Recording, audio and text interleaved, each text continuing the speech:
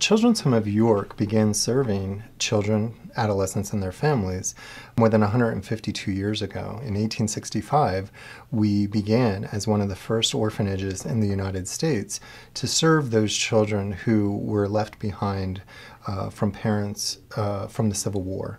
And so that's how we began. Over the decades, we have transformed and followed trends of what the needs of the community are for children and their families. So now we serve foster care and adoption services to the community. We have preventative programs where we're in schools trying to strengthen families and bring educational programs to the community.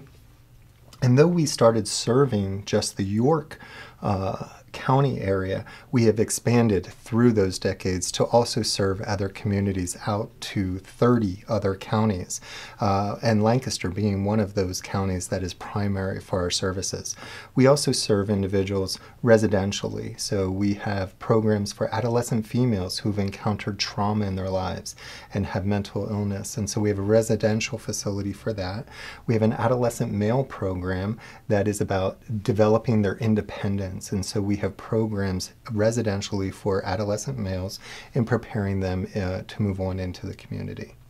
I think in Lancaster, we're really exposed to developing our foster families. We have quite a few foster families coming out of Lancaster County and serving the children of Lancaster County. Though we are based in York, we get a lot of referrals from Children and Youth Services in Lancaster to serve the children that need foster programs or foster homes, as well as adoption. And so I think that's how we are primarily affecting the Lancaster community in the surrounding area. The funds as a nonprofit organization are always needed. Yes, we receive some funding through the state and the federal government. However, it doesn't always meet the greater needs. And so for Lancaster foster families and adoption, it helps to offset some of those costs.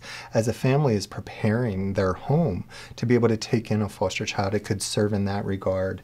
And there's just so many needs that the children have. Many times a child will come to us with only the clothes that they're actually wearing, and we have to really provide them and those families with the other materials that are needed, from clothing to toiletries and just to have some toys. And so the Extraordinary Give will help to offset those great needs and costs of those expenses.